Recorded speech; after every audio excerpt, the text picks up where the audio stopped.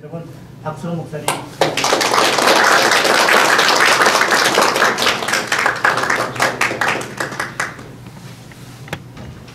도중에 때문에 일어나는. 그리고 여러분들도 먼저 다가 편하게. 졸리시면 일어나실 것 같다. 졸지 마시고. 제가 제 아내랑 대학 1학년 때 만났다고 말씀드렸지 않았습니까? 그리고 군대 가서 제가 매일 전화를 했어요. 그래서 결혼하게 된 겁니다. 매일 전화를 했어요. 또 전화를 또 했죠. 제가 집에 했더니 제 아내가 피곤들 하시니까 빨리 끝내라고 했어요. 알았다고 그랬습니다. 빨리 끝낼 겁니다. 여러분 나중에 질문하는 그런 시간이 있으니까 질문도 해주시고요. 여러분 이렇게 엊그제 만난 것 같은데 무슨 마지막 시간이 됐습니다. 언제 만났죠? 많이 피곤하신 것 같습니다.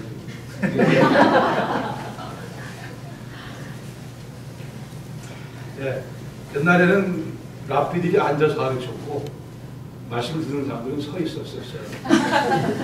네, 세대가 굉장히 악화돼서 성경에 대한 치명적인 오해라고 제가 제목을 붙였습니다만 실상 어떤 여러분이 다 알고 계시는 이슈이기를 바랍니다. 제가 다시 한번 확인시켜 드리고 컨펌 시켜 드리기 원해서 이러한 주제를 생각해 보려고 합니다. 여러분 나눠드린 그 종이에 보시면 괄호가 이렇게 있죠. 아주 유치한 교육 방법이긴 하지만 효과적인 방법일 수도 있다고 생각이 됩니다.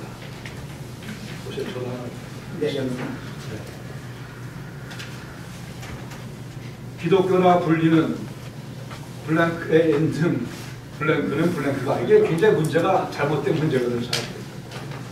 제가 여러분과 써듣기 원하는 내용은 기독교나 분리는 그리스도 예수 안에 있는 나중에 강의 빨리 끝내고 퀴즈를 하겠습니다. 기독교나 분리지만 우리가 믿고 있는 것은 종교가 아닙니다. 기독교나 분리는 그리스도 예수 안에 있는 생명의 도는 종교가 아니라고 하는 사실을 명백하게 하실 수 있기를 바랍니다. 우리는 종교를 따르는 자들이 아니에요. 옛날에 종교 어떻게 여러분 대충 정의를 했어요. 인간이 약해지니까 어디 기댈 데가 필요하니까 갑자기 해일이 밀려와서 농작물 다 쓸어가니까 받아야 되고 절을 하기 시작했고 하늘에서 비가 내려오지 않아 농작이 다 흉내야 되니까 하늘을 향해서 빌고 갑자기 일식이 생겨서 해가 사라지니까 자기들의 생명의 근원이 없어지는 줄 알고 해를 무서워하며 해에 대해 절하고 우리의 니드를 필요를 채우기 위해 종교가 생겨났다는 얘기를 우리가 적어도 한 번, 두 번 이상 어릴 때 잘하며 다 들은 걸로 생각해요. 우리의 필요를 채우기 위해 종교가 생겨났다. 맞아요. 맞습니다. 그러나 우리가 기독교라고 부르고 있는 그리스도 예수 안에 있는 생명의 도는 종교가 아닙니다. 우리가 신사명사에서 종교가 뭐냐고 쓸 때는 할 수 없이 기독교에 체크를 하지만 우리 그리스도인들은 저는 기독교라는 표현도 거의 제가 안 씁니다. 기독교나 분리는 그리스도 예수 안에 있는 생명의 도. 길잖아요. 그리스도 예수 안에 있는 생명의 도가 우리가 믿고 있는 바. 기니까 좀 줄여서 예생도 이렇게 합시다. 예생도. 자, 이단이 아니에요. 예수 그리스도 안에 있는 생명의 도를 우리는 따르는 우리들입니다. 종교 생활이 아니고 기독교라는 표현도 저는 안 씁니다. 도, 그리스도 예수 안에 있는 생명의 도입니다. 거기 적어놓은 말씀 디모데후서 3장 15절 말씀이요. 또 어려서부터 성경을 알았나니 성경은 능히 너로 하여금 그리스도 예수 안에 있는 믿음으로 말미암아 구원에 이르는 지혜가 있게 합니다. 그리스도 예수 안에 있는 믿음으로 말미암아 구원에 이르는 지혜입니다. 지혜. 저희 큰딸 이름이 지혜이기도 해요. 여러분 지혜가 있으세요? 저는 있어요. 지혜가 있습니다. 저는 있어. 저희 누가 또 지혜가 있어? 목사님? 드럼 쳤던 아가씨가 지혜예요. 아, 이 교회도 지혜가 있군요. 네. 거기 말씀하는 표현을 잘 보세요. 그리스도 예수 안에 있는 믿음으로 말미암아 구원에 이르는 지혜, divine wisdom이기도, 하나님 주시는 그러한 지혜이기도, 그리스도 예수 안에 있는 믿음으로 말미암아 구원에 이르는 지혜를 우리는 하나님의 은혜로 발견했고 그 지혜를 누리며 살고 있는 거예요. 우리를 제가 강조해서 종교라는 아이디어를 우리가 지워나가야만 됩니다. 세상에는 모든 종교는 예외 없이 다 사람들이 만들어냈어요. 그래 모든 종교는 그 뿌리가 땅에 박혀 있습니다. 그러나 성경은 하나님의 계시, 하나님의 self revelation, 하나님이 옷을 이렇게, 저를 보세요, 이렇게 열어서 보여주신 거예요. 계시, 열어서 reveal 해주신 거란 말이에요. 하나님이 당신을 보여주시지 않고는 우리가 하나님을 볼 수가 없어요. 우리를 찾아오신 사건입니다.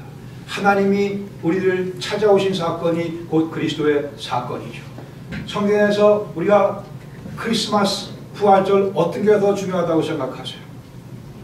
꼭 둘 중 하나 무조건 손을 드셔야 됩니다. 생각하세요. 마음을 정하세요. 크리스마스가 더 중요하다고 생각하세요? 부활절이 더, 물론 둘 다 중요하지만 굳이 뭐가 더 중요한가를 따진다고 하면 뭐가 더 중요한 것 같을까 생각해 보시기 바랍니다. 제가 고등학생 됐을 때 크리스마스는 상당히 우리가 크게 셀레브레이션 하잖아요. 근데 부활절은 상대적으로 이렇게 좀 가볍게 지나간다는 생각이 들어갖고, 부활이 없으면 우리가 구원이 없는데 왜 부활절 이렇게 행사를 이렇게 약하게 하나 하는 그런 불만이 없지 않아 있었습니다. 그래서 제가 성경을 더 보다 보니까, 자, 마음 정하셨어요? 크리스마스가 더 중요하다고 생각하시는 분 들어보세요. 선물 때문에 이렇게 다음에 부활절이 더 중요하다고 생각하시는 분들, 물론 다 중요하지만 부활절은 굳이 말하면 뭐예요? 죽은 자를 살리신 사건이죠. 하나님은 아무것도 없는 데서 천지를 창조하셨어요. 아무것도 없는 데서. 그러니까 죽은 자를 살리시는 것은 하나님께서 이렇게 하시겠다고 마음만 먹으면 우리가 쉽게 이해가 돼요. 죽은 자를 살리시는 것. 이해가 되시죠? 하나님이 등이 죽은 자를 살릴 수 있다는 우리가 쉽게 이해가 된단 말이에요. 그러나 크리스마스는 뭐예요? 하나님이 사람이 되신 사건. 이거는 잘 이해가 안 돼요, 사실. 하나님이 사람이 되신 사건. 예수님은 100% 하나님이시고 100% 사람이십니다. 50% 하나님, 50% 하나님 사람이 아니고 100% 하나님, 100% 사람이세요. 그래서 우리가 예수님을 영어로 표현할 때 God and man 이렇게 표현하면 틀려요. God man입니다. God-man. God and man이 아니고 God-man으로 표기를 해야만 돼요. 100% 하나님, 100% 사람이기 때문에. 하나님이 사람이 되신 사건이 크리스마스의 성육신 사건입니다. 창조주가 피조물이 되신 사건이에요. 부활하신 하나님이 유한한 이 사람의 모습 속에 당신의 모습을 다 꾸겨 넣어서 꽉 꾸겨서 들어오신 사건이에요. 그게 우리가 할 수 있는 최대 표현인 것 같습니다. 어떻게 하나님이 사람이 되십니까?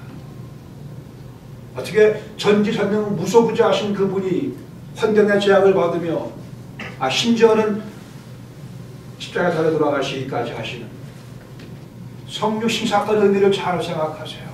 주님의 십자가가 그리스도의 우리에 대한 사랑의 확증이고 부활이 우리에 대한 사랑의 또 확증이고 아까 우리가 부른 전성과 같이 나를 위해 죽으신 사랑, 나를 위해 부활하신 사랑, 나를 위해 다시 오실 사랑 다 이해가 되죠. 문제는 어떻게 하나님이 사람이 되셨는가 하는 거예요.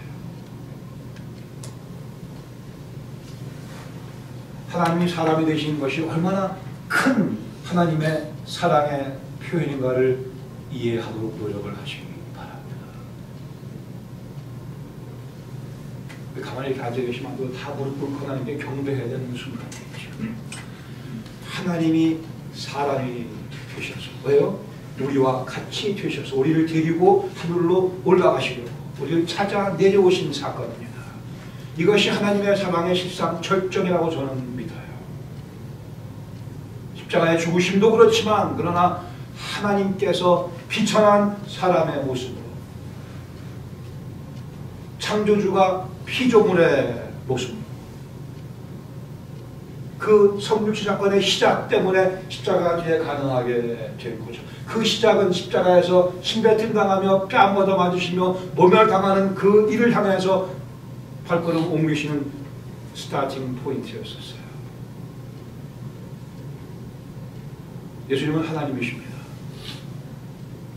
하나님이 사람이 되셨어요. 그것은 하나님 모습을 우리에게 보여주시려고.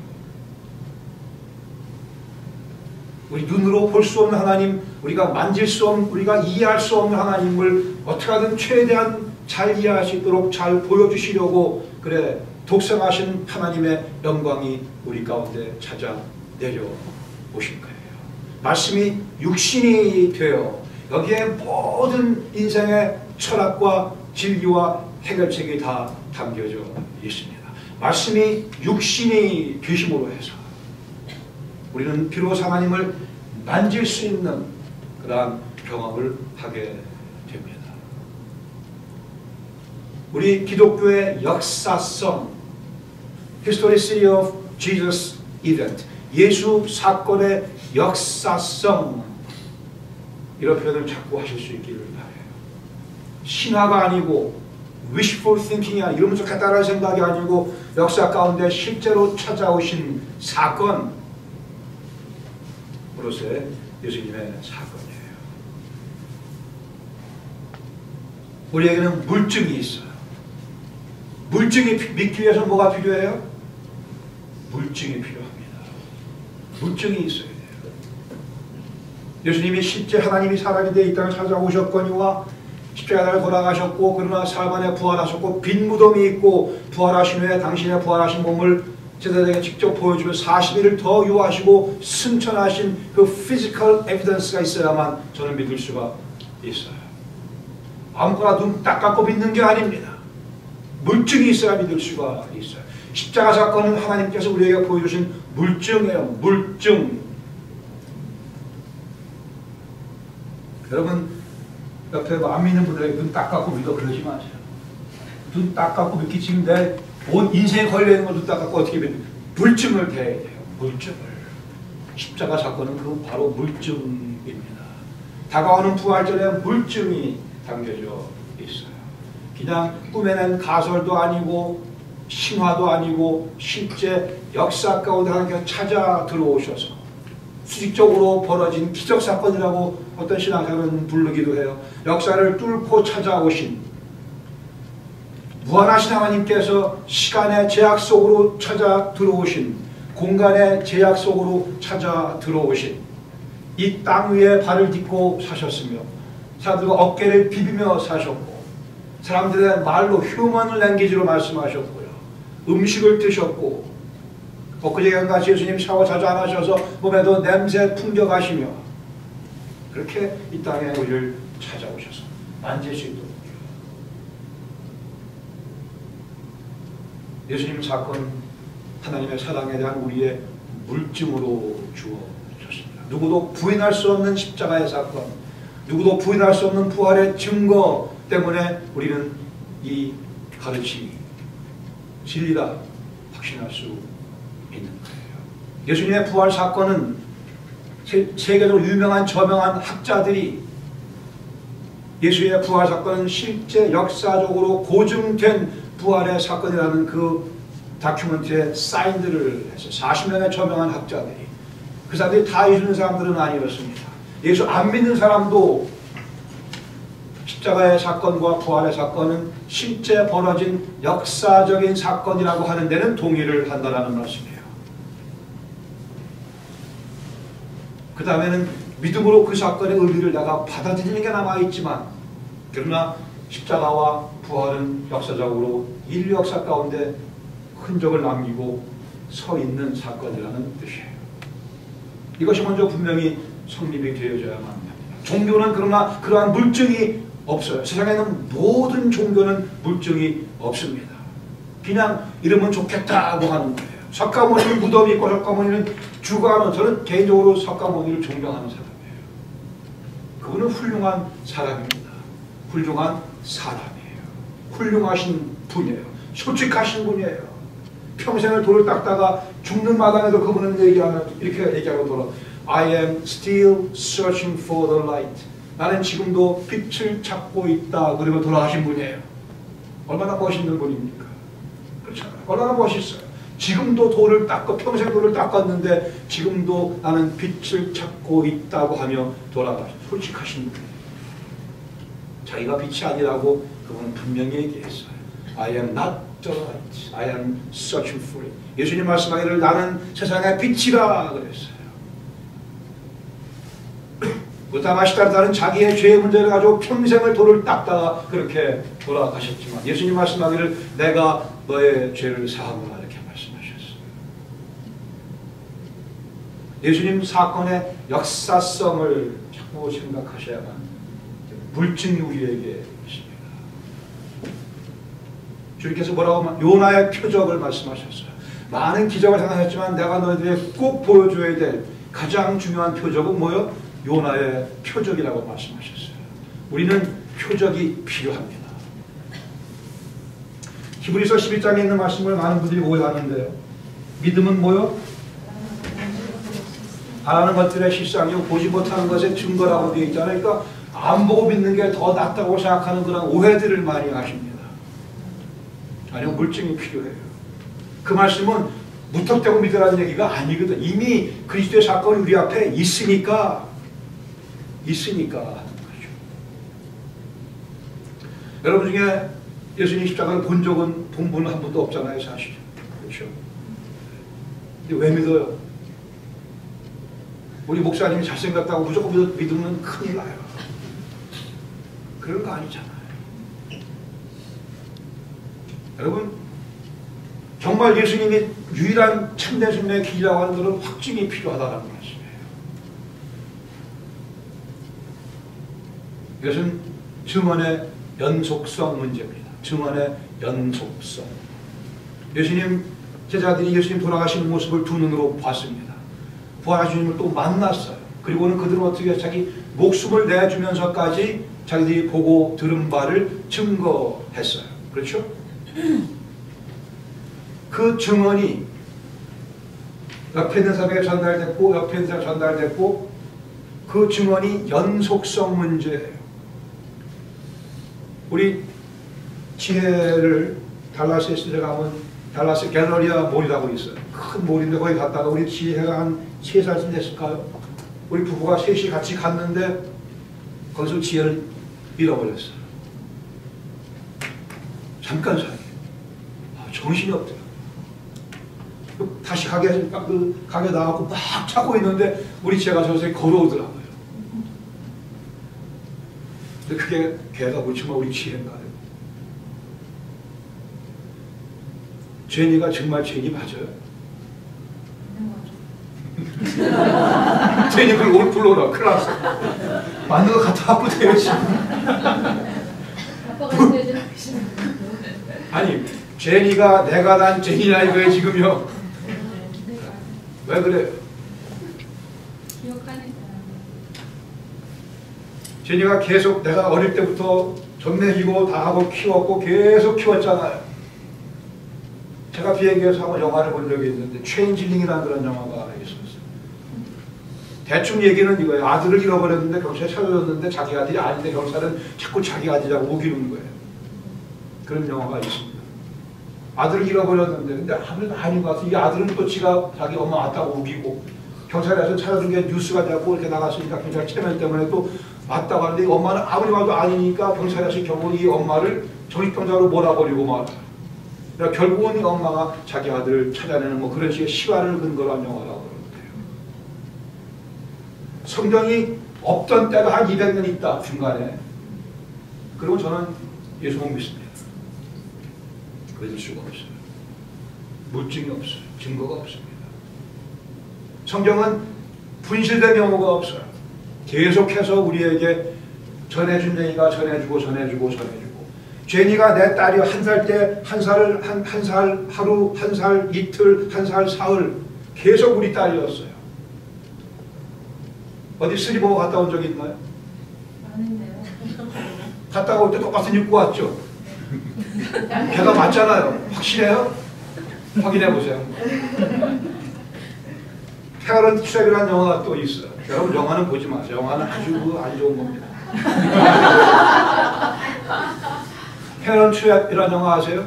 쌍둥이인데 엄마 아빠가 영국에 하나 미국에 하나 있었는데 따로 헤어져 있는데 애들이 캠프에 가서 만나서 하다 보니까 서로 쌍둥이고 사진이나 맞히니까 사진이 딱 맞아갖고 이렇게 되죠. 엄마 아빠가 헤어져 하니까 두 쌍둥이가 엄마 아빠를 재결합시키기 위해 둘이 스위치합니다. 그리고 미국에 있다가 영국과 영국에 때 미국하고 이렇게 하고 그런 영화가 나오죠. 제니 쌍둥이 아니었던 게 분명하죠. 확실해요. 하여튼 점점 확신이 점점 강해지시는 것 같은데 아빠는 굉장히 불안했어요. 그런 문제예요. 정말 그리스도의 부활이 사실인가? 사람들이 와 몰려가면서 좋다 그러면 그게 진리가 되는 거 아니거든요. 물증이 필요하다. 십자가의 사건을 직접 목격한 그리스도의 부활을 목격한 승천하신 모습을 목격한 사람들의 증언도 보통 증언이 아니고 목숨을 내거는 증언. 예수님의 부활을 전혀 기대하지 못했고 부활 소식을 전해 듣고도 헛소리하지 말라고 그랬어요. 사도들이요. 그리스도의 부활을 먼저 목격한 여인들이 와서 우리가 주를 만났다 그래 부활했다는 얘기했을 때 사도들이 뭐라고 그래요? 허탄한 듯이 배워 그랬습니다. 그들에게는 전혀 그리스도의 부활에 대한 기대감이 없었어요. 그러나 그리스도의 부활을 경험한 후에 도망갔던 그들이 성령의 강림을 힘입어 그렇게 담대한 목숨을 내거는 증인으로 바뀌지 않았습니까? 그 증언을 우리는 지금까지 연속적으로 듣고 있는 거예요. 그리스도의 사건의 역사성 문제를 분명히 하시는 겁니다. 많은 사람들에게 질문해 올 거예요. 우리가 어차피 구원받은 건 성경 말씀을 근거로 구원을 받고 이게 진리인가 아닌가를 우리가 밝혀야 돼요. 성경이 진리인 것은 성경에 가르치는 가장 핵심적인 내용인 그리스도의 대속의 죽으심과 부활의 그 사실. 그렇죠. 이게 진짜냐. 거기에 대한 우리의 해답이 필요합니다. 증언의 역사성 문제. 지금 그렇게 해서 여기까지 이것이 전해왔기에 우리는 성경에서 말씀하는 그리스도의 부활이 실제 벌어진 사건임을 알기에 하나님께서 우리를 방문하셨구나. 하나님의 방문 사건으로의 그리스도의 사건을 이해하셔야 됩니다. 그러기에 우리는 사람들이 만든 종교가 아니고 그리스 신화 같은 거를 보셔 얼마나 웃기나 보시기 바랍니다. 그리스 신화에 나오는 신들은 지들끼리 치고받아요. 지들끼리 사랑도 하고 시기도 하고 질투도 하고 서로 싸우기도. 왜 그래요? 사람들이 만들어낸 신이니까. 우리의 리플렉션이니까.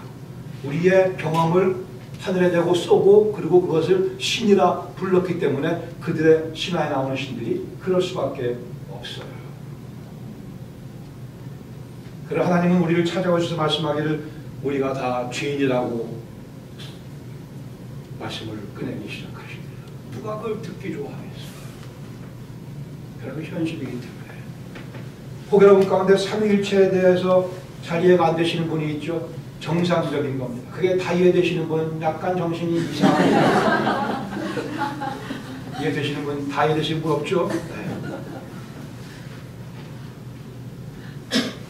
삼위일체의 하나님, 하나님의 존재하시는 양식 그 모두를 피조물은 다 이해할 수가 없어요. 저를 공감하십니다. 하나님 창조주께서 존재하시는 그 모습을 피조물은 다 이해를 할 수가 없는 게 맞습니다. 하늘나라 가서도 우리가 삼위일체를 다 이해 못한다고 저는 확신하는 사람이에요. 여기 100만 번씩 다 거세요. 지금 없어도 거 하다 가면 다 생기니까. 제 말씀을 이해해 보세요. 삼위일체라고 하는 개념을, 하나님의 존재하시는 모습을 피조물은 다 이해를 못하는 게 맞고 저는 굉장히 컴포터블합니다.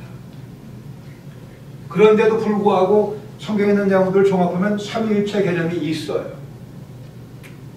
이 성경이 사람이 쓴 책이라고 한다면, 사람이 이 책을 썼다고 한다면 어떻게 삼위일체 개념을 만들어낼 수가 있겠어요? 자기도 이해 못하는 것을. 성경 하나님의 계시예요. 하나님의 말씀입니다. 삼위일체가 이해 안 되는 것 때문에 위로를 받으셔야 돼요. 더 확신이 들어야만 됩니다. 예수님께서 100% 하나님, 100% 사람, 영원히 이해를 못해요. 이해가 안 되는 하나님이신 예수님의 존재하신 그 모드가, 양상을, 우리가 양태를 다 이해하지 못하는 것은 오히려 당연한 거예요. 하나라 가도 이해 못합니다. 하나라가 주님의 옷자국을 만져볼 수 있어요. 그 앞에 머리를 조아리고 허리를 굽히고 주님께 감사드릴 수는 있지만 어떻게 예수님 지금도 아직도 사람이시고 하나님이시냐고 해도 이해를 못해요. 그건 이해 못합니다. 하나님의 존재하시는 모드이기 때문에 피조물과는 존재론적으로 차이가 있기 때문에요. 이걸 어떻게 사람들이 만들어냈다고 얘기를 합니까? 다 이해를 못하는 사람들이. 하나님께서 당신의 모습을 계시해서 보여주셨기에 여기에 성경에 진리됨이 놓여져 있어요. 사람의 생각으로 꾸며낼 수 없는, 만들어낼 수 없는, 누구는 얘기하기를 구약 성경이 종교적으로 뛰어난 천재성을 가지고 있는 유대인들의 작품이라고 그러잖아요. 그렇게 들어보셨어요? 종교적으로 뛰어난 천재성을 가진 유대인들의 작품으로서의 구약 성경. 몰라서 하는 구약 성경을 보세요. 구약 성경 가운데 이스라엘 백성들이 잘했다는 얘기가 몇 번이나 나와요. 전체 스토리가 다 뭐예요? 그들의 실패 연속이지만 끝까지 그들을 사랑하시며 또 회복시키시는 하나님의 신실하심을 얘기하고 있지, 유대 민족의 잘난 얘기가 아무것도 없어요. 야곱의, 이스라엘 12지파로 되어 있지만 야곱의 4 아내, 그렇죠? 언니 동생, 다음에 언니 동생의 여종, 4 아내에서 난 12아들로 지파를 구성했어요. 우리 대한민국 한민족을 하시길래 그런 민족 하는 저는 이해가 안 돼요. 우리 단일 민족, 얼마나 깨끗해 우리는 혈통이요. 얼마나 지저분한데 이스라엘 백성이요. 야곱의 4 와이프고 또 둘은 언니 동생이고 둘은 그 동생의 언니 동생의 여종이고, 이런 개판 같은 그런 개차반에 오는 분이 생각하고 지금 말이 자꾸 이게 무슨 유대인들이 자기들의 민족적 우월성을 드러내기 위해서 만든 책이에요. 그렇게 얘기가 되지 않습니다. 성경을 잘 이해하셔야 됩니다. 이 사건, the event예요. 역사 가운데 가장 중요한 사건, 성육신 사건입니다. 하나님이 우리를 찾아오시고 하나님에게 친절함이고 하나님의 겸손함을 아까 얘기할 수 있어요. 하나님의 겸손하심. 제가 학교에서 가끔 오해를 받아요. 젊게 보니까 직원들이 저를 학생으로 알아요. 굉장히 기분이 제가 나빠요. 나 교수인데 왜 나를 학생 취급하냐. 한편으로 기분 좋기도 하죠. 젊어 보인다고 그래서.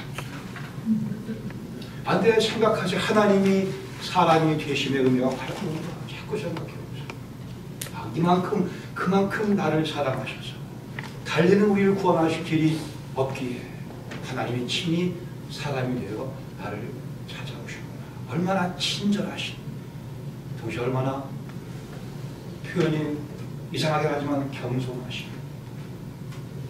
방문인가 하는 거죠. 요한복음 10장 6절에 말씀하기를 내가 곧 길이요 진리요 생명이라고 말씀하는데, 그 정확한 번역은요, 내가 곧 길이요 즉 진리이며 생명이니, 이게 정확한 번역이라고 믿습니다. 1, 2, 3가 아니고 내가 곧 길이요 즉 길에 대한 추가적인 부연 설명으로 한편으로 진리며 한편으로 생명이신 그 문맥을 쭉 한번 보세요. 도마가 예수님께서 말씀하기를 내가 가는 것을 너희가 알리라. 거처를 예비한다고 그러시고, 거처를 예비하는 내가 다시 와 너희를 데리고 가겠다고 말씀하시고, 4절에 내가 어디로 가는지 그 길을 너희가 아느니라. 도마가 손들고 질문하기를 주님 모르겠습니다. 설명해 주세요. 예수께서 설명하시기를 내가 곧 길이다. 지금 문맥상 주제가 뭐예요? 길 얘기를 하고 있죠. 가는 거 오는 거 길 얘기를 하고 있어요. 그 뒷부분에 6절 뒷부분에 뭐라고 되어 있어요? 나로 말미암지 않고는 아버지께로 올 자가 뭐예요? 길에 대해서 말씀하고 있습니다.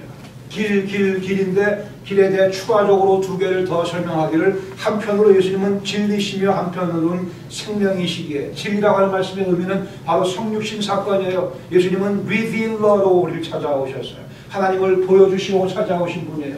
볼 수 없는 하나님을 독생하신 하나님의 영광으로 우리를 찾아오셔서 예수님 당신이 계시입니다. He himself is the revelation. 예수님 당신이 계시예요.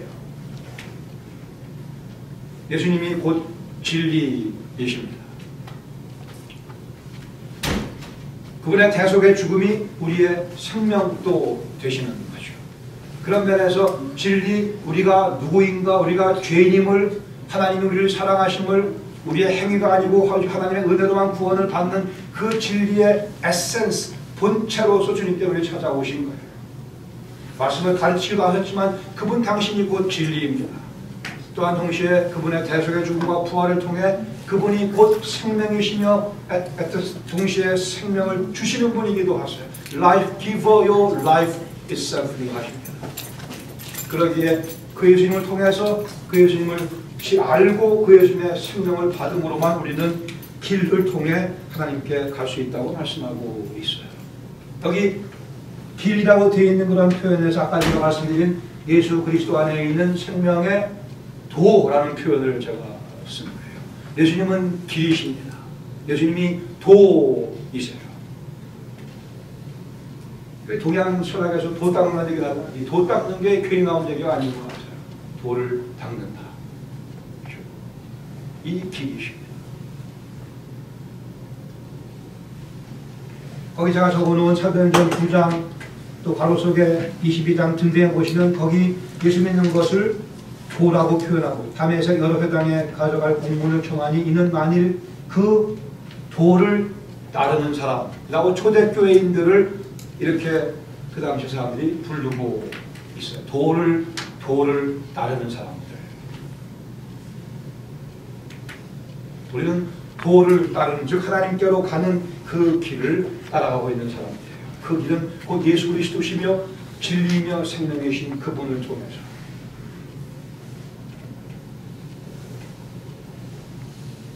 예수님이 아까도 말씀드린 예수님이 사대성이 될 수 없는 또 하나의 이유는 바로 이거예요. 나만이 곧 길이요 즉 진리며 생명이 나로 말미암지 않고는 아버지께 올 자가 없다고 말씀하셨어요. 얼마나 독단적인가 보시기 바랍니다. 얼마나 독단적이에요. 나 이외에 없다고 말씀하셨어요. 오늘날 21세기의 포스트모더니즘 뭘 가르쳐요? 다원주의예요. 관용하라고 그래요. 톨러런스 가르치면 관용하라고 그래요. 관용. 군대 갔다 오신 분들 기차 바퀴가 무슨 모양이에요? 기차 바퀴가 여군 갔다 오신 분 없죠? 기차 바퀴가 무슨 모양이에요? 고참이 네모라면 네모인 거죠. 고참이 네모라면 네모예요. 동그라냐 네모냐. 포스트 모더니즘은 쉽게 말하면 기차 바퀴가 세모일 수도 있고 네모일 수도 있고 동그라미일 수도 있다 이거예요. A라는 사람이 네모, B라는 사람이 세모, C라는 사람이 동그라미면 다 맞을 수 있다 이거예요. 이게 포스트 모더니즘의 본질입니다. 다원주의예요. 절대적인 진리는 없다라는 가르침이에요. 저 말씀을 잘. 절대적인 진리는 절대 없대요. 그 사람들 얘기가. 절대적인 진리는 절대로 없대요. 그게 다원주의라고 합니다. 이것은 결국은 절대자이신 하나님을 향한 도전이에요. 절대 진리가 있을 수 없다는 겁니다. 그래 서로 관용하며 살아가자는 거예요. 너도 맞고 쟤도 맞고 A도 맞고 B도 맞고 C도 맞고 세모도 맞고 동그라미도 맞고 네모도 맞대는 거예요. 그게 무슨 진리인가요? 그러나 이것이 현대의 많은 지성인들 젊은이들 생각을 점령에 잠식해 들어가고 있으며 거기에 많은 사람들이 공감을 하고 있어요. 이게 멋있는 가르침이라고 생각을 합니다. 절대 진리가 없다는 거예요. 그러나 하나님이 존재하시면 그분은 절대 진리가 되실 수밖에 없어요. 그래서 하나님이 아니십니다. 우리는 graciously dogmatic 해야 됩니다. 우리는 독단적이어야 돼요. 그러나 온유하게 graciously dogmatic 해야 합니다. 양보할 수 없는 진리가 우리 앞에 놓여 이것을 우리가 소개 안에 있어서 아주 우아하게 gracious, 우아하게, 온유하게, 멋있게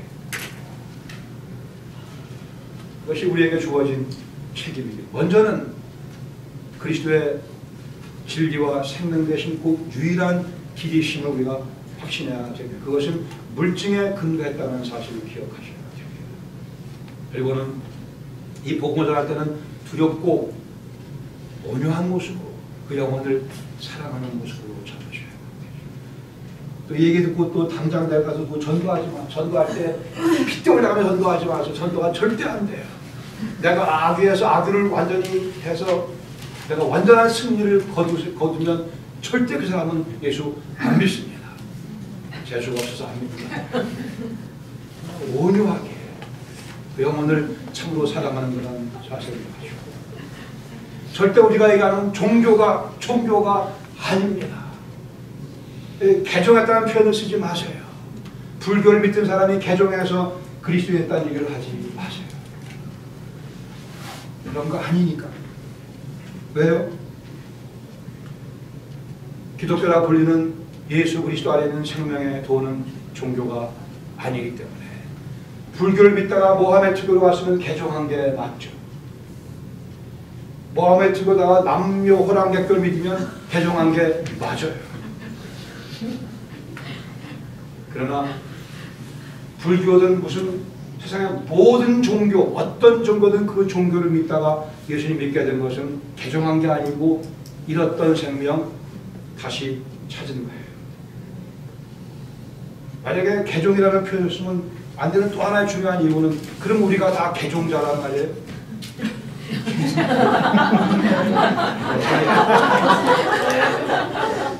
잘못된 분이에요. 저는 개종자가 아니에요. 우리가 왜 개종자예요? 하나님의 아들과 딸인 것이에요. 종교 아닙니다. 아주 그 얘기는 들으면 재수가 좀 없어요. 우리 믿는 사람 재수 없다는 얘기하면 안 되는데. 근데 재수가 없는 거 어떻게 그런 일화가 있지 않습니까? 로마 시대에 기독교가 핍박을 받던 그런 상황이었는데 핍박을 풀어주면서 로마 황제가 호의 베풀면서 니네 십자가도 우리 파르테논 신전의 많은 신상들을 걸어놓는 거기에 니네 십자가도 같이 걸어줄게. 아주 재수없는 거거든요. 우리는 거기에 걸릴 필요가 없어요. 우린 종교가 아니니까. 우린 예생도, 예수 그리스도 있는 생명의 도를 따르는 사람들. 예생. 두 번째, 굉장히 빨리 끝나도록 해주겠습니다. 흥분하고 너무 오래 한 것 같아요. 두 번째는 구원은 종착역이 아니라 새로운 뭐가 될 것 같아요? 시발점, 출발점, 새로운 시발점이 됩니다. 구원받았으니까 됐다 그러지 마세요. 일단은 됐죠. 천국 티켓을 받았으니까. 그러나 지금 죽는 거 아니거든요. 왜 하나님께서 우리를 구원하시고 하늘로 곧바로 내려가지 않으셨어요? 이 땅에서 할 일이 있습니다. 구원은 종착역이 아니에요. 시발점입니다. 구원받았기 때문에 지금까지 살아온 인생은 구원받기 전에 살아온 모든 인생은 다 낡은 옷에 지나지 않고 더러운 옷에 지나지 않고 인생을 허비하며 낭비하며 살아온 것뿐이에요. 그래서 예수님을 믿는 이 순간부터 지금부터 우리는 인생을 제대로 좀 살아보겠다는 거예요. 이 가르침이 철저하게 상기되어져야 되며 같이 나눠지는 얘기가 되어져야 됩니다. 일단은 됐어요. 일단 됐지. 그러나 이것이 종착역은 아니에요. 에베소 2장 8절 말씀을 보십시오. 너희는 그 은혜에 인하여 믿음으로 말미암아 구원을 얻었나니 이는 너에게 난 것이 아니요 하나님의 선물이다. 여기까지 다 외우셨죠? 누가 9절 한번 읽어주시죠. 행위에서 난 것이 아니니 너는 누구든지 자랑하지 못하게 하느라. 그렇죠. 우리 행여난 것이 아니라고 되어 있어요. 10절도 한번 더 읽어주시죠. 우리는 그가 만드신 바라 그리스도 예수 안에서 선한 일을 위하여 지으심을 받은 자니 이 일은 하나님이 전에 예비하사 우리로 그 가운데서 행하게 하려 하심이니라. 예. 거기 9절에 행위라고 되어 있는 표현인가요? 10절 끝부분에 첫 번째 줄 끝부분에 10절에 선한 일이라고 되어 있는 단어가 있죠. 일. 선한 일할 때 일이요. 9절의 행위와 10절의 일이 헬라어로 에르곤이라는 같은 단어입니다. 에르곤, 그냥 소리 나는 대로 쓰세요. 에르곤, E-R-G-O-N, 엡실론, 로, gamma, 오미크론, 누, 에르곤, 에르곤. 행위하고 일이 둘 다 같은 단어인데 이걸 왜 달리 번역했는지 알 길이 없어요. 거의 오역이라고 저는 생각을 합니다. 9절까지는 9절에서 말씀하는 말은 뭐예요? 우리가 구원받기 전에는 행위가 아무런 역할이 없다고 말씀하고 있어요. 그러나 10절에서 말씀하는 바는 뭐예요? 우리를 구원하신 목적은 선한 일을 위하여라고 말씀하고 계십니다.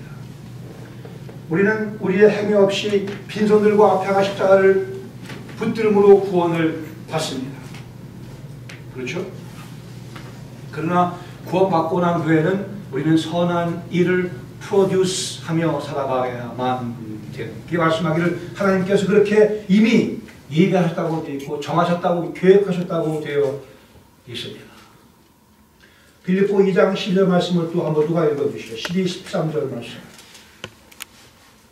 그러므로 나의 사랑하는 자들아 너희가 나 있을 때뿐 아니라 더욱 지금 나 없을 때에도 항상 걱정하여 이렇고 떨림으로 너희 구원을 이루라. 너희 안에서 행하시는 이는 하나님이시니 자기의 기쁘신 뜻을 위하여 너희로 소원을 두고 행하게 하시니. 너의 구원을 뭐라고요? 이루라고 되어 있죠. 진행형으로 되어 있죠. 지금 우리의 구원을 keep on working out your salvation. 이렇게 어려워 번역할 수 있을 거예요. work for가 아니고 work out입니다. 너의 구원을 이루라는 이 말씀의 의미는 work for가 되면 행위를 통한 구원이 돼요. 그게 아니고 work out your salvation. 너희 속에 있는 그 구원을 끄집어내 보여주며 살아가라고 하는 말씀이에요. 우리의 구원의 진행적인 측면을 말씀하고 있습니다. 아까 말씀드린 같이 부활과 영광 사이에 우리가 살고 있다고 해서 그 과정, 우리의 구원을 끄집어내서 주위 사람들에게 보여주는 삶, 에베소 10장 2장 10절에서 말씀한 것 같이 선한 일을 위하여 살아가는 삶. 우리가 말씀 배우면서 주로 받는 교훈이 여기에 관한 교훈이죠. 우리 받은 바 구원을 우리의 삶 속에 인격의 변화를 통해서 보여주며 삶의 변화를 통해서 보여주는 삶. 이 말씀을 강조하고 있습니다. 구원받은 이후부터는 여기에 해당하는 구원을 이루어가는 삶. 우리의 구원이 보장됐으니까 보장된 그 구원을 끄집어내서 반짝반짝 빛내며 살아가라고 하는 거죠. 디모데후서 3장 16절 말씀을 여러분 다 외우시는 줄로 압니다. 아까 15절에서 뭐라고 그랬어요? 그리스도 예수 안에 있는 믿음으로 말미암아 구원에 이르는 시혜가 있게 한다고 그랬어요. 10절에서는 성경의 4가지 기능을 말씀합니다. 교훈과 책망과 바르게 함과 의로 교육함을 말씀하고 있어요. 그 다음에는 뭐라고 말씀하고 있어요? 안 적어놨나요 지금? 적어놨죠? 이는 하나님의 사람으로 온전케 하여 모든 선한 일이 또 나오죠. 순서를 잘 보세요. 4가지 기능이 있고 교훈과 책망과 바르게 함과 의로 교육함을 통해 먼저 어떻게 한다고요? 하나님의 뭐요? 사람, 인격을 아름답게 가꾸며 교훈과 책망과 바르게 함과 의로 교육함을 통하여 생각을 변화시키는 거예요. 가치관의 변화를 일으키는 겁니다. 인격의 변화를 일으키는 거예요. 이제 우리 목회자들이 힘을 쏟고 있는 영역이 바로 여기입니다. 그래 사람을 변화시키는 거예요. 사람을 온전히 세우면 변화된 사람이 뭐요? 모든 선한 일을 행하게 하려 합니다. 했습니다. 미국의 속담 가운데 말을 끌고 시냇가까지 가는 것이 마부의 책임이다. 그런 얘기가 있어요. 그러나 가서 물을 많이 마시든 안 마시든 그건 마부의 책임이 아니다. 그러지 미국의 속담이 있는데 거기에 이 말씀을 우리가 적용한다면 거기까지 데리고 간다면 마부가 말의 입에 짠 소금을 쳐넣는 것까지가 마부의 책임이에요. 굵은 소금을 쳐넣으면 짜니까 물을 마시게 되는 거예요. Inner change will bring out outer change. 속이 변하고 밖이 변하는 것을 말씀하고 있습니다. 인격의 변화가 있고 선한 일을 하는 걸로 성경은 말씀하고 있어요. 네 가지의 기능 먼저 하나님의 사랑으로 온전케 하고 그 다음에 모든 선한 일을 행하기에 준비가 되는, 구비가 되는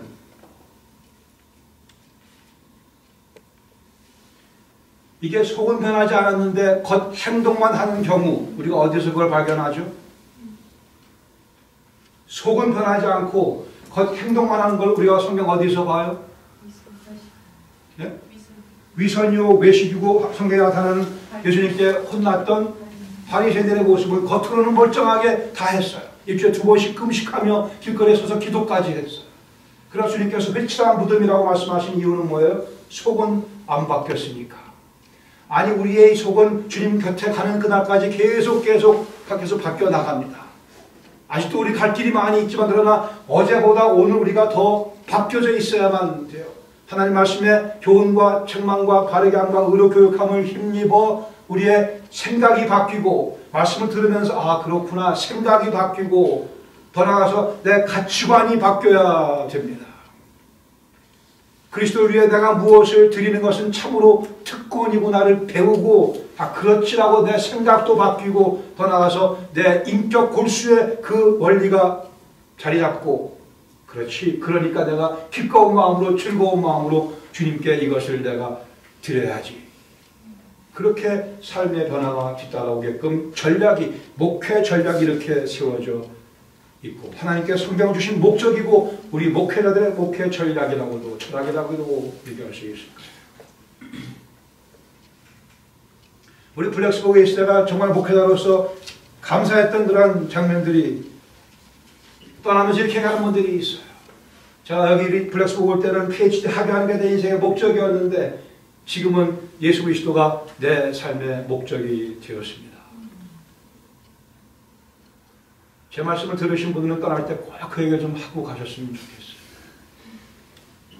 얼마나 우리 목사님 고생하시는데 목회자가 정말 얼마나 그 더 큰 기쁨이 어디 있겠어요. 가치관의 변화, 인격의 변화를 우리는 그리스도인들은 추구해야 됩니다. 존경받자고 그러지 않았어요 제가요. 그 예배 끝나고 나갔는데 존경한다는 분이 한 분도 없어요. 저는 안 되겠어요. 왜 존경을 받아요? 인격의 변화, 그리스도를 닮아가기 때문에.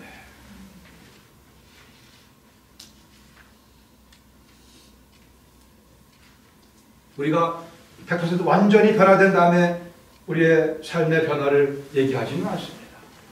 그러나 41%에 42%, 41%, 41.2% 바뀐 상태에서 또 0.2%만큼의 또 선한 행위를 우리가 더해 나갈 수 있는 거고요. 몇 달 후에 또 42.4%로 바뀌어 또 더 나가는 거고요. 평생을 또 주님을 닮아가면서 우리 속사람이 변화되면서 우리의 삶의 변화가 이루어지는 것이. 그래야지 억지가 아닌 하늘의 기쁨과 만족을 누리며 노래하며 신앙생활을 하게 되는 거예요. 구원은 종착역이 아닙니다. 그러니까 구원이 종착역인 줄 가르치면 그리스도의 욕을 먹게 돼 있어요. 저 예수쟁이들 이기적이고 지들만 알고 구원의 소중함을 강조하는 게 필요하지만 그러나 거기서 그게 시발점이니까 거기서 끝나는 게 아니에요. 아, 얼마나 구원받았어요. 정말 감사하지만 거기서 끝나니까 문제죠. 지금부터 인생을 좀 제대로 살아보자는 거예요. 나를 살리신 주님의 이름을 위해서 인생을 좀 멋지게 살아보자.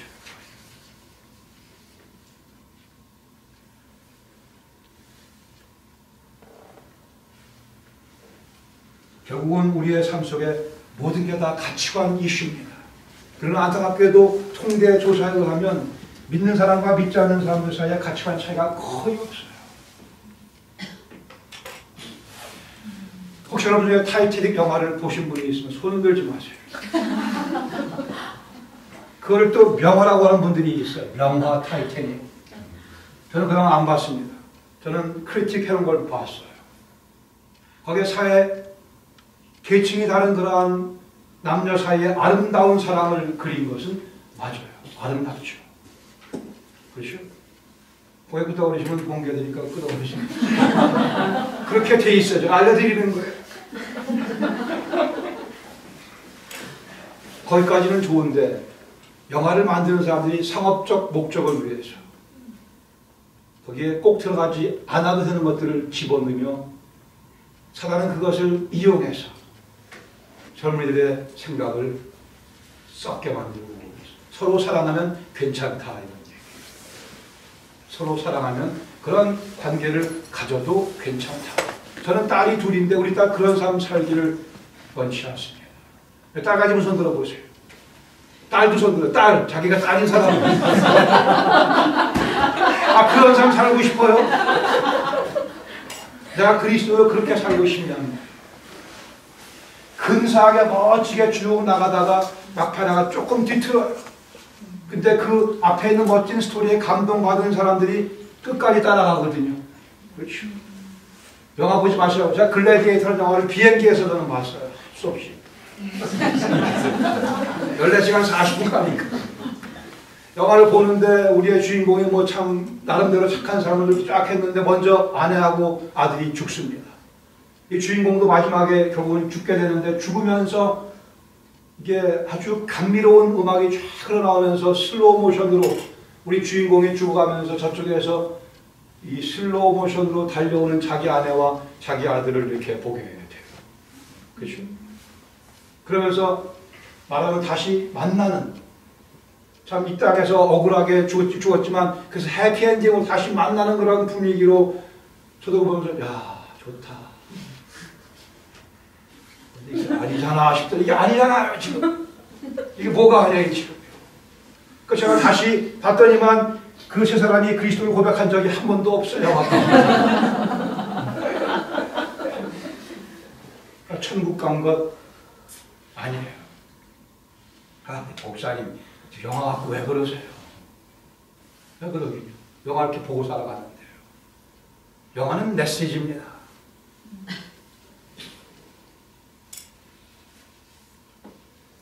거기는 메시지가 담겨져 있어요. 우리가 하는 웬만한 설교보다 더 감명적으로 엄청나게 많은 돈을 들여서 사람 마음을 흔들면서 메시지를 쏟아붓고 있어요. 조지 루카스 얘기하기를 영화작가 조지 루카스 We are not just entertainers, we are educators. 엔터테이닝 아니고 거기 나가서 educate 하고 있는 거예요. 뭐를요? 가치관을 심어주고 있는 거예요. 오늘날 젊은이들이 우리 때보다 더 우리 70대 학번보다 더 어려운 세대에 살고 있어요. 80년대 분들 도저 훨씬 더 어려운 삶을 살았고 90학번 더 어려운 사탄이 더 교묘하게 더 아주 정말 파고드는 그런 전략을 통해서 우리의 마인드를 썩게 만들고 있거든요. 오늘날 젊은이들이 살아가는 모습은 다 영화를 많이 봐서 그런 거예요. 할 얘기할 수가 없어요. 사탄의 제가 개인적으로 사탄이 사용하는 두 개 오른팔 왼팔 하나는 할리우드라고 저는 생각하는 사람입니다. 거의 가끔 좋은 영화 아주 가끔 좋은 영화 나오죠. 프린스 오브 이집트라는 거예요. 아주 가끔 95% 주자와 이상은 다 반성경적인 메시지를 담고 있어요. 이 미국의 못된 교육받지 못한 것들이 욕할 때 예수님 이름을 불러요. 아주 사가지가 없는 사람.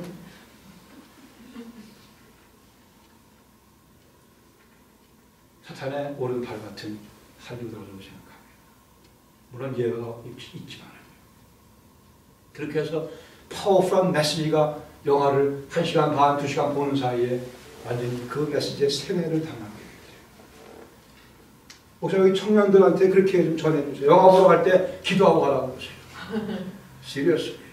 기도하고 가서 영화 보고 다시 와서 기도하고 그 영화를 놓고 그 메시지를 분석하면서 성경 가치관과 견줘보면서 뭐가 옳고 뭐가 그른가를 확인해 봐야만 됩니다. 그렇게 해서 우리는 우리 생각을 이 얘기 할까 말까 영화 티켓값보다 적게 헌금내면서 여러분 아이들에게 영화 보러 혹시 가면 좋은 영화만 보게 하시고요. 영화 티켓값, 팝콘값 만약에 줬으면 그 2배 다음 주에 헌금 하도록 도움을 주시기 바랍니다. 세상에 헌금이 확 늘어나기를 바랍니다. 다 그게 우리의 가치관 교육이에요. 영화 보는데 10불 이상 드는데 교회 가서 1불짜리 하나 달랑 지어주지 마세요. 내 헌금을 개를 주세요. 그냥. 다 교육이라는 말이에요. 제가 상상을 해봐서 한국에 가면은 각종 이상한 드라마가 많이 있다고 그러는데 어떤 정신 나간 남편이 자기 아내를 놔두고 다른 여자하고 정을 나누고 못된 짓을 하고 있는 거예요. 그러다가 성령께서 그의 마음을 강타하셔서 내가 이러면 안 되지, 이러면 안 되지 싶어갖고 이 관계를 내가 정리해야겠다. 내 아내한테 돌아가야지. 대견하게도 그렇게 마음을 먹고 그 여자를 만나서 이제 그만 만납시다 했더니 이 여자가 질질 울고 짜면 바지 가닥을 붙잡고 오빠 안 돼. 뭐 이러고 나오고 그 사람이 그 영화를 그 드라마를 보면서 같이 울고 앉아있단 말이죠.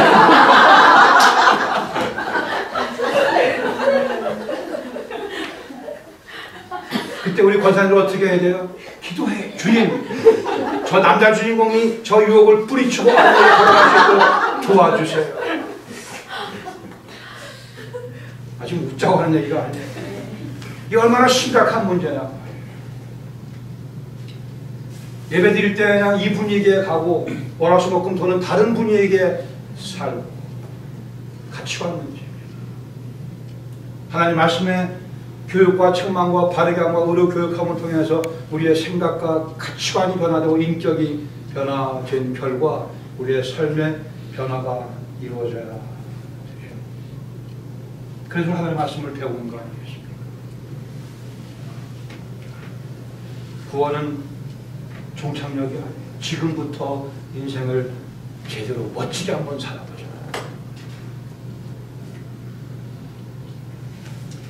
마지막 세 번째로 성경의 가장 중요한 가르침 뭐라고 생각하십니까? 성경의 가장 중요한 가르침 뭐라고 생각하세요? 분위기가 영 심상치 않아도 평소에 갖고 있는 얘기를 해보세요. 성경의 가장 중요한 얘기는 뭐라고 생각하시나요? 예수 그리스도의 뭐예요? 사랑이 맞죠. 제가 여러분에게 거기 해놓은 거는 가장 중요한 가르침은 구원론이 아니고 하나님의 사랑 맞아요. 하나님 사랑이 우리를 구원해 주셨습니다. 맞아요. 그러나 그 구원이 가장 중요한 것 아니고 영광론입니다.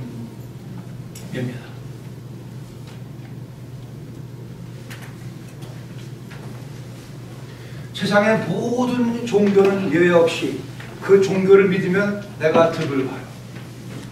그 종교가 우리를 섬겨주는 거에 말하죠. 성경은 우리가 구원받음으로써 하나님을 섬길 수 있는 자리에 들어오게 되었다고 가르쳐주고 있습니다.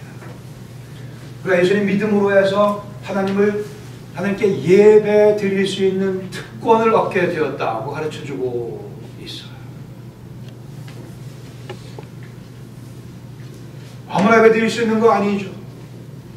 아무나 예배 못 드리, 오직 그리스도의 보혈로 구원받은 사람만 하나님께 예배를 드릴 수가 있어요. 성경은 이 가르침을 주기 위해 예수님은 우리를 예배자로 회복시켜 주시기 위해 우리를 찾아오신 거예요. 우리를 구원하시는 수단을 통하여, 우리를 구원하시는 것이 목적이 아니고 우리를 구원하시는 수단을 통해 우리를 예배의 자로 퀄리파이 시켜주시는, 예배의 자격을 우리에게 부여해 주시려고 주님께 십자가 달려 돌아가신 겁니다. 그래서 감히 우리가 하나님께 예배 드릴 수 있는, 여기 사실 성가대원이 없는 것 같아서 제가 말씀드리지만 성가대의 그 찬양이 있기도 하고, 하여튼 뭐 할 수 없어요. 지휘자님 죄송합니다. 있는 대로 얘기하는 거 좋다겠어요. 성가대 찬양이 뭐 그리 대단하다고 하나님께 그 찬송을 받으신 바쁘신 분께서, 하나님은 외모를 취하시지 않으니까, 우리 마음의 중심을 보시니까 우리가 드리는 찬양을 하나님께서 기뻐 받으시거든요. 우리를 지으신 목적은 뭐예요?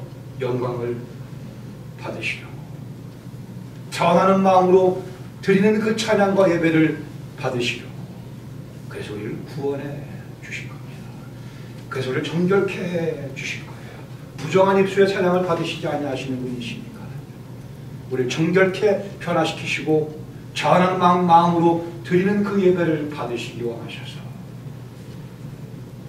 우리를 사랑하셔서가 결국은 우리를 사랑하셔서 구원하신 거에서 그치지 아니하고, 우리를 사랑하셨기에 우리를 사랑하심으로 우리로 예배를 드리게까지 해주시는 하나님, 이렇게 연결이 되어져야 됩니다.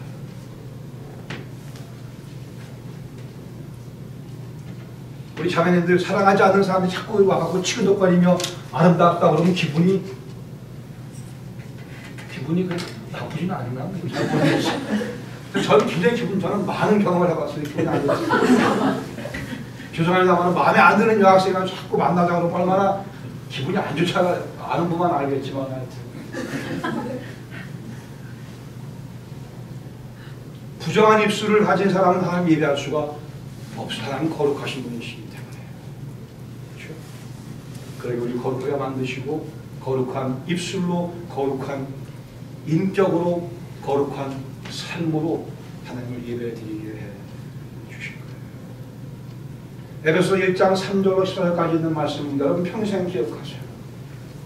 제가 올해 너무나 그 평생 기억해야 될 귀한 말씀을 많이 드리고 하는 것 같아요. 여러분을 너무나 사랑해서 그런 겁니다. 에베소 1장 3, 4, 5, 6절에서 끊어지고요. 7절부터 10절까지 끊어지고 13, 14절 이렇게 끊어지고 세 파트로 되어 있어요. 3절은 일종의 서론입니다. 뭐라고 되어 있어요? 찬송하리로다 하나님 곧 우리 주 예수 그리스도의 아버지께서 그리스도 안에서 하늘에 속한 모든 신령한 복을 우리에게 주시되, 뭐라고 시작이 돼요? 찬송하리로다라고 시작이 되고 있죠. 3, 4, 5, 6절은 성부 하나님께서 어떻게 우리 구원을 계획하셨는가를 상세하게 설명하고 있습니다. 성부 하나님의 우리의 구원 계획,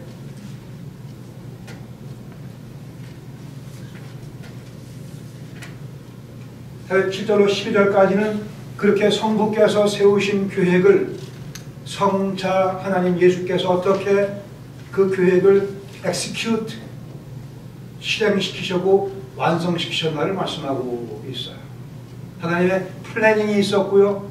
성자 하나님의 엑스큐션이 있어요. 완성시키신, 실제로 오셔서 십자가를 지시고 부활하시고 승천하심으로 그 계획을 완성하신 내용을 7절로 11절까지 말씀하고, 나머지 13, 14절에서는 그렇게 성부께서 계획하시고 성자 하나님이 완성하신 그 계획을 어떻게 성령께서 개개 영혼의 인격 속에 적용시키시는가를 말씀하고 있습니다. 즉 우리의 구원은 성부, 성자, 성령께서 모두 개입하시는 사건이에요. 성부의 계획, 성자의 엑스큐션, 완성, 실행, 성령님의 적용. 누구든 성령으로 하지 아니하고는 예수를 주라 시인할 수 없다 그랬어요. 여기 성부, 성자, 성령께서.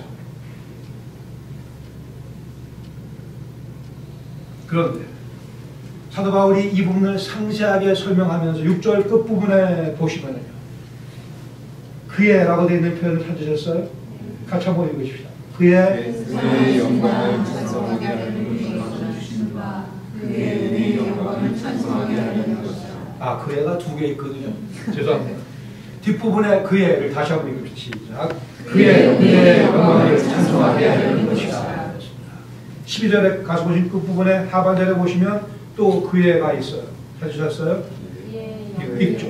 시작. 그의 영광의 찬송이 되게 하려 하시니라. 13절, 14절 끝부분에 보시면 그 애가 또 있습니다. 시작. 그의 영광을 찬송하게 하려 하시니라. 그 밑줄을 박박 걸으시기 바랍니다. 평생 기억하세요. 에베소 1장 6절, 12절, 14절 하반절에 그의 은혜의 영광을 찬송하게 하려 합니다. 이 짧은 구절 가운데 사도 바울이 3번 반복했다는 것은 강조했다는 뜻이에요. 구원의 성부, 성자, 성령의 하신 사역, 그러나 이는 그의 은혜의 영광을 찬송하게 하려 합니다. 3절에 시작할 때 찬송하리로다라고 시작을 하고 있습니다. 생각해 보세요. 과연 이게 진리이겠는가?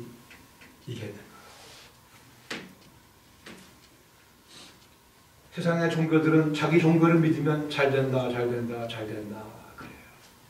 성경을 말씀하기를 그리스도를 믿으면 잘 된다는 얘기 별로 안 하고요. 정확한 성경의 기록으로 하면 사도 바울이 예수님 믿고 팔자가 폈나요? 어떻게 생각하세요, 여러분? 사도 바울이 예수 믿고 팔자가 팍 폈어요? 제가 고등학교 2학년 때 소명 받기 전까지는 의사가 될 꿈을 갖고 있었습니다. 제가 의사가 됐으면 팔자가 팍.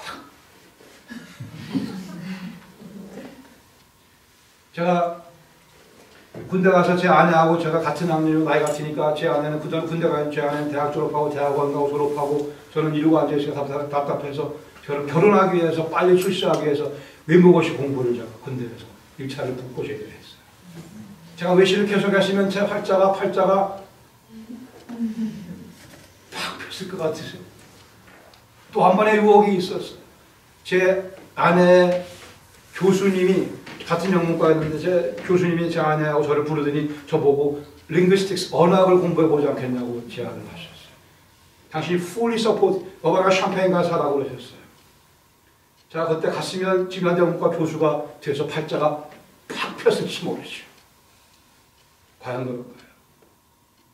저는 하나님의 엄청난 은혜를 힘입어 목사가 될 수 없는 사람이 목사가 돼서 이 영광을 누리고 있어요. 여러분 다 존경하시잖아요. 이 영광을 누리고 있어요. 사도 바울이 예수 믿고 나면 팔자가 팍 폈던가요? 원래 사도 바울은 PhD in Old Testament. 당대의 모든 문화를 섭렵한 뛰어난 사람이었습니다. 그리고 어쩌다가 예수를 만나서 그런 얻어맞고 핍박당하고 고난, 그러나 그의 영혼 속에는 찬송이 끊긴 적이 없어요. 뭐가 잘 되는 거예요? 예수 믿으면 잘 돼요. 잘 됩니다. 뭐가 잘 되는 거예요? 우리 예수님, 저는 집에 다니면 보통 좋은 그런 호텔에 묵어요. 이번에도 스윗에 묵고 있어요. 우리 예수님은 팔레스타인 집에 다니시면서 그냥 광야에 주무셨어요. 공중에 새도 거쳐 있고 여우도 굴이 있지만 인자는 머리 둘 곳이 없다고 하셨어요. 뭐가 잘 되는 거예요? 우린 너무나 많은 걸 누리고 있습니다. 여기 부자의 무슨 들어보세요. 한 분도 안 계세요. 저 부자요.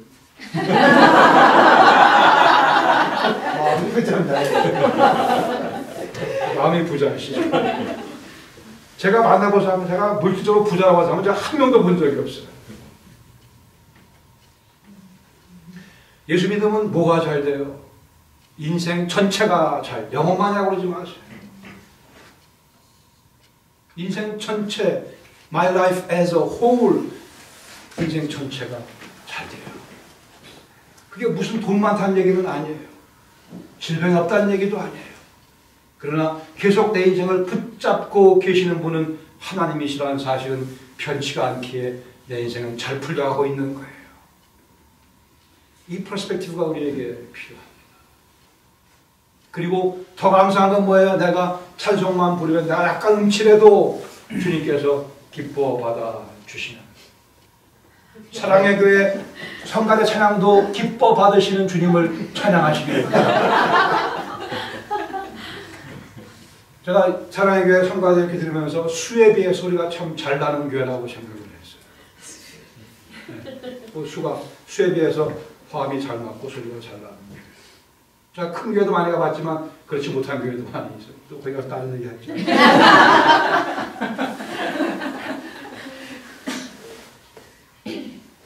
그냥 우리의 복음의 기저에 계시는 하나님, 우리 인생은 잘 풀리고 있는 거예요. 굳이 조건이 하나 있다고 한다면, 내가 예배를 드리고 있다면, 내가 예배를 드리고 있다면 I'm just fine. So far as I worship Him, I am fine.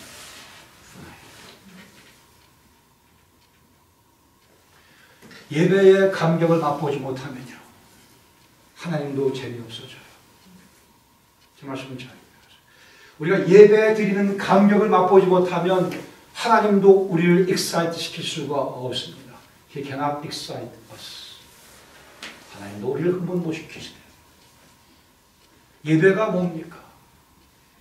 저는 NFL을 상당히 좋아하는 편이에요. NFL, 전 다라스 카우보이스 팬입니다. 꼭 주의를 하니까 녹화했다가 MC가 가서 보는데, NBA is fantastic. NBA가 얼마나 멋있어요. 멋있게 슛하는 그런 모습 보면은 여보 빨리 와서 봐. 저는 뭐 그래. 그만 좀 불러. 그래요 우리 아내가. 근데 와서 꼭 봐야 되고 포즈 시켜놓고 기다립니다. 그러면 오면 그 다시 리와이드해서 보여. 왜 그래? 너무나 멋있으니까. NBA is fantastic. 옛날에 그래서 반복해요. 기가 막히게 멋지게 슛을 하는, 여러분의 김연아 팬이, 김연아 또 우승했다고 나왔구만. 네. 저는 참 다 그놈이 그런 것 같은데, 안 나오셔도 될 것 같은데, 다 그놈이 그런 것 같은데, 그렇게 멋있는 광경을 우리가 보면 감탄하잖아요. 그런 멋있는 광경을 보면서 아무 말도 안 하는 사람, 안 걸릴 가능성이 많아요. 멋있으면, 야, 이러면서, 여보 와서 봐, 이러면서 막 그걸, 광경들을 봐야 되잖아요. 예배는 기본적으로 감탄하는 거예요. 와, 야. 하나님 대단하시네. 야, 그게 예배. 근데 하나님 아무리 봐도 그냥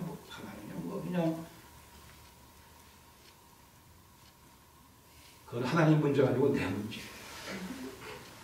여러분 혹시 여러분 가운데 좀 생각을 많이 해보신 분, 천국 가서 어떻게 살 것인가를 좀 생각해 보신 분은 이런 생각 좀 해보셨을 거예요. 하늘나라 가서 평생 영원히 예배한다고 그러는데 얼마나 지겨워요 사실. 우리끼리 얘기지만 영원히 예배가 이제 1시간 반 하는 것 지금 재밌는데 1시간 반이니까 재밌죠. 영원히 예배 드리면 얼마나 지루할 것 같지 않으세요? 솔직히 한번 얘기해 보세요. 위선 부리지 마시고.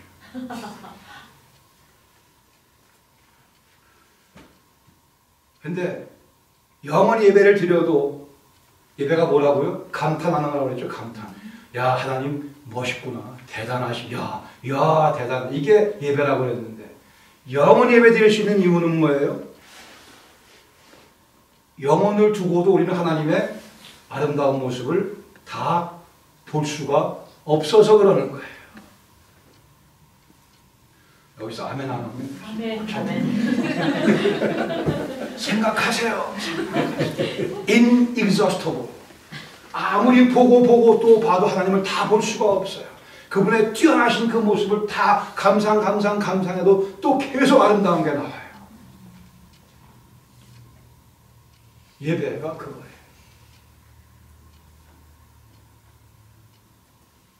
처음에 연애할 때는 여자친구, 남자친구의 그 아름다운 모습이 날마다 새롭게 되잖아요. 결혼하고 나면 그게 또 더 새로워지잖아. 아멘 안 하는 사람은 그래도 20년, 30년 살다 보면 이게 또 비슷비슷해요. 그래도 역시 아름답긴 하지만 하나님은 inexhaustible beauty. 다 우리가 다 경험할 수 없는 아름다운 분이십니다.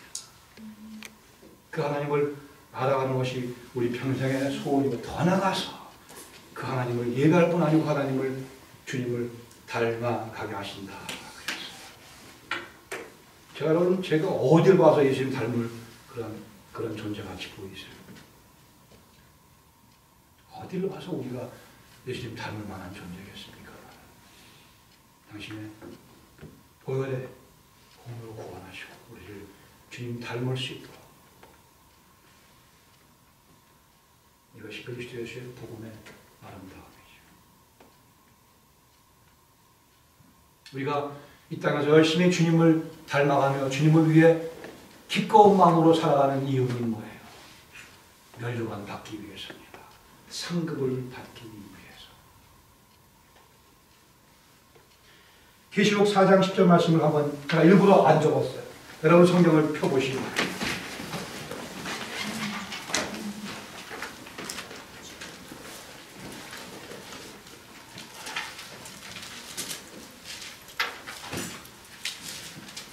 여러분 한국에서 수능고사 볼 때 수능고사 알죠? 수능고사 대학 갈 때 시험 볼 때 엄마들이 교회에 모여서 수능고사 그 시간표에 맞춰서 기도합니다. 애들 시험 볼 때 기도 시작해서 시험 끝날 때 쉬고 끝나고 애들 쉴 때 쉬고 또 2교시 시험 볼 때 기도 시작해서 또 하고 또 쉴 때 쉬고 아주 성경적이라고 생각을 해요. 주님의 도우심이 없이는 우리 아들이 시험 잘 볼 수가 없으니까. 정말 제가 궁금한 게 있어요.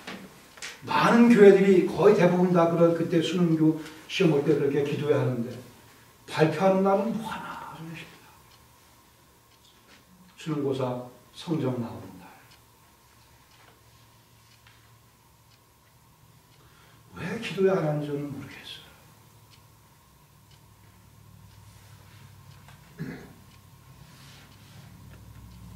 내가 좋은 대학 붙으면 감사원금 많이 하고요.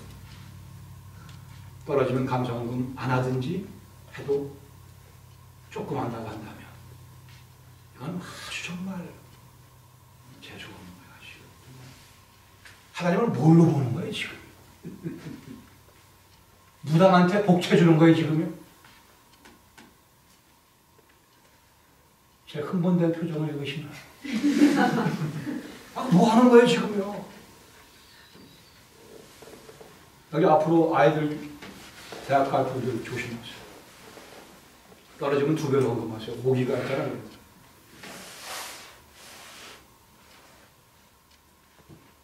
하나님 이용해 먹으려고 들어요.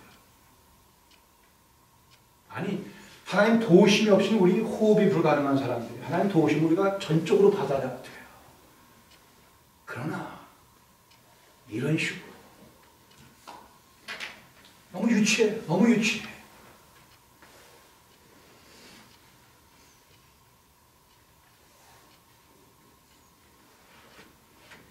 요셉의 스토리를 다 기억하시죠? 요셉의 꿈 얘기를 많이 합니다. 그래 여러분도 다 요셉과 같이 법대를 한 사람은 대법관이 되시고 뭐 비즈니스 하는 사람들은 뭐 위대한 큰 기업의 CEO가 되고 은행장이 되고 은행장 수가 제한되어 있는 거 아세요? 대법관 수가 제한되어 있잖아요. 하나님도 어떻게 하시란 말이에요. 더 만들 수도 없고 대법관 수를. 요셉같이 대법관 되는 게 그게 무슨 성경의 가르침이에요. 간증들 가만히 보면 이상한 간증이 많이 있어요. 신체가 좀 안 좋은 분이 있는데 신체가 붉은데 어떻게 열심히 해서 무슨 정부의 높은 자리에 올라왔다. 그 자리는 정해져 있는 몇 개 없는 걸 어떻게 해요? 수십만 명의 그랑 똑같은 장애인들은 그거 못해요. 무슨 소리예요? 이렇게 성경을 간증한답시고 엉뚱한 얘기하는 경우가 얼마나 많은지. 여러분, 요셉의 꿈이 뭐예요? 요셉의 얘기하지 마세요. 그냥 요셉의 제가 얘기할게요. 요셉의 꿈은 애굽 총리가 된 게 아니고요. 요셉이 감옥에 갇혔잖아요. 술관은 떡관을 해 결국은 바로 앞에 서게 되잖아요. 거기서 뭐라고 그래요? 요셉이 그 꿈은 하나님께서 당신 바로에게 하실 일을 보여주시는 겁니다. 그랬어요. 바로는 지가 하나님인 줄 알고 있는 사람이었거든요. 바로는 지가 하나님이라고 알고 있는 사람이었어요. 그 앞에 히브리소 잡혀온 소년, 감옥에 있던 30살 된 청년이 와갖고 하는 소리가 바로시여, 당신이 하나님이 아니고 하나님은 따로 계세요. 이 얘기를 한 거예요.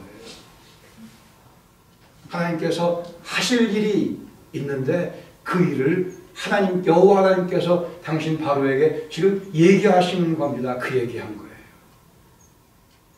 그때 바로가 기분 나빴으면 요셉은 그 자리에서 목이 날아갈 수밖에 없었어요.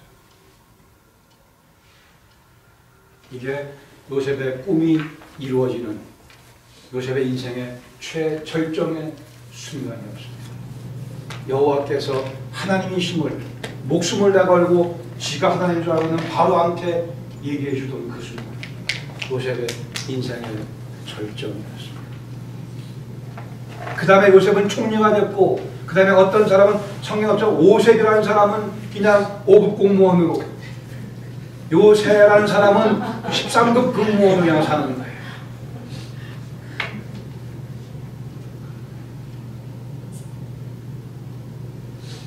하나님의 꿈을 이루어드린다고 하면서 총리에 관심 있는 사람들이 한두 명이 아니에요. 그렇게 가르치는 목사가 한두 명이 아니에요. 총리가 되든 5급 공무원 되든 13급 공무원이 되든 간에 하나님의 주권에 달려있는 겁니다. 달란트의 비유에 몇 개예요? 5개? 2개? 1개? 구분이 있는 이유는 하나님의 주권입니다. 우리의 책임은 뭐예요? 하나를 받았으면 하나를 남기면 되는 것뿐이에요. 2 받았으면 2를 남기는 것, 5 받았으면 5 남기는 거예요.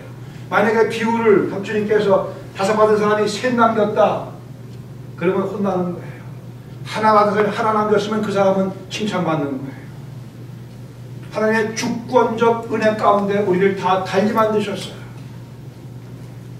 우리끼리 얘기를 해요. 여러분들이 아무리 공부 열심히 해도 40 패스 못하는 사람이 있어요. 아무리 해도 안 돼요. 원래 그렇게 하나님께서 만드시지 않으셨습니까? 원래 그 IQ 갖고는 안 되게 돼 있어요. 저는 어릴 때 정말 이 미술을 못해요. 그림을 정말 그릴 수가 없었어요. 그림이 이게 안 돼요.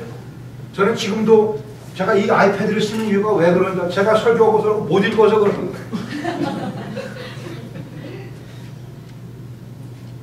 제가 하도 안 돼갖고 에라 모르겠다고 그냥 도안 전체를 파란색으로 칠하고 물고기 몇 마리 딱 그렸더니 상을 받았어요.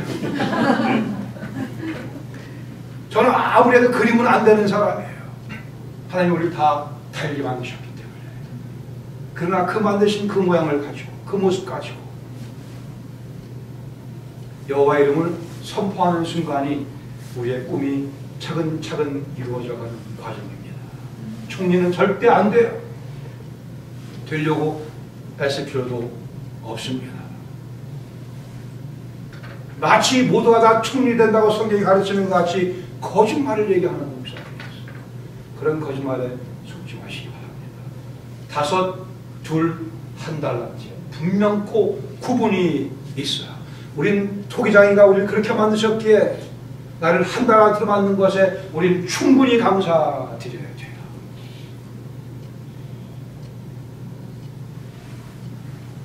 여기도 아멘 했어야 되는 포인트가 있어요. 이야기 목사님 5 달란트, 그건 제가 결정할 게 아니에요. 하나님께서 정해주신 대로. 5을 남기고 2를 남기고 1를 남기고 애쓰는 이유는 뭐예요? 주님께서 우리에게 멸류관을 주신다고 했어요. 계시록 4장 10절 말씀을 같이 한번 보시죠. 누가 한번 읽어주시죠. 잠깐만.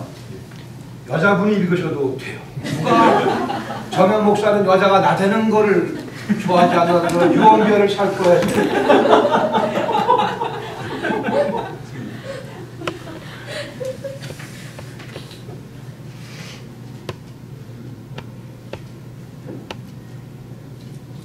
24 장로들이 보좌에 앉으신 이 앞에 엎드려 세세토록 살아계시는 이에게 경배하고 자기의 관을 보좌 앞에 드리며 이르되 우리 주 하나님이여 영광과 존귀와 권능을 받으시는 것이 합당하오니 주께서 만물을 지으신지라 만물이 주의 뜻대로 있었고 또 지으심을 받았나이다 하더라.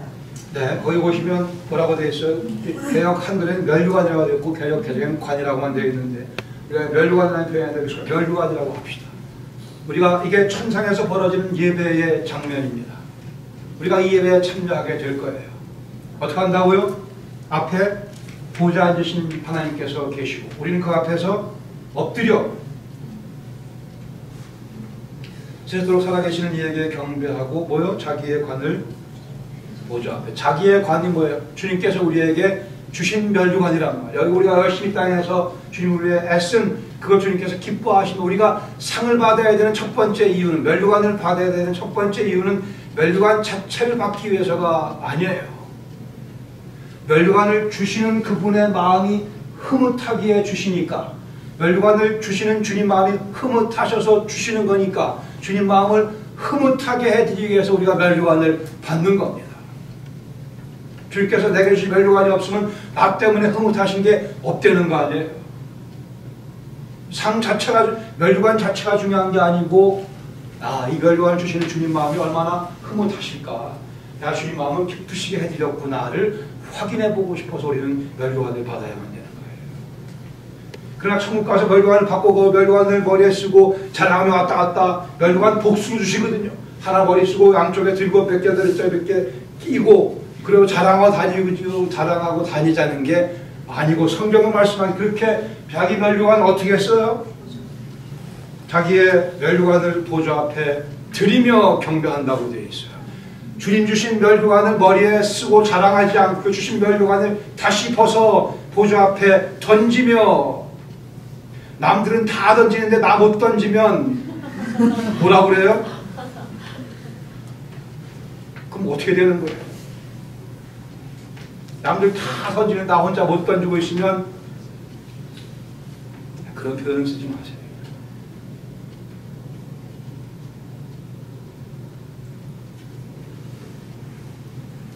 이 말씀을 평생 기억하시기 바랍니다. 계시록 4장 10절 말씀이에요.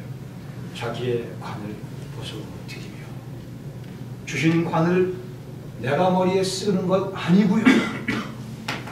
그것마저도 벗어 주님께 바쳐드리며 영광과 찬송과 존귀와 능력이 오직 하나님께만 있을지어다라고 찬송하는 것이 천국입니다.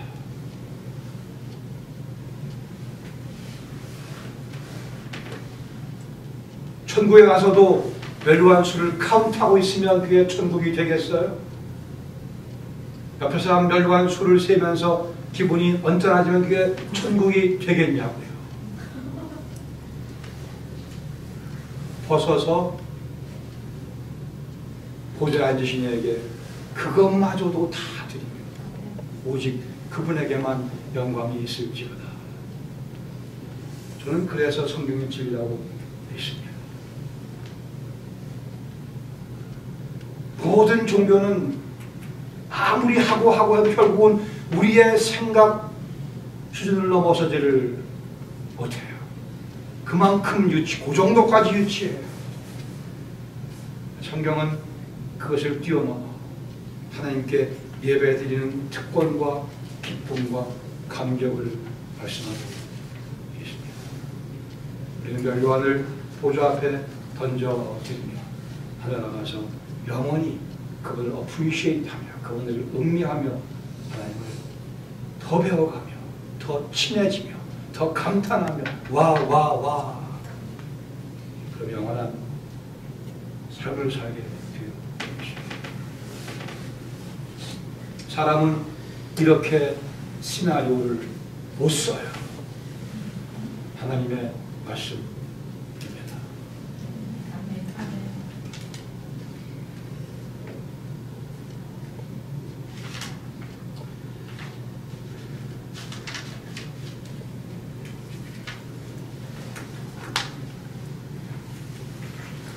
우리 아내가 빨리 끝내라고 그랬는데 죄송합니다. 혹시 지금 나눈 내용들에 관해서 좀 다른 여러분의 신앙 전반에 좀 질문하실 게 있습니까?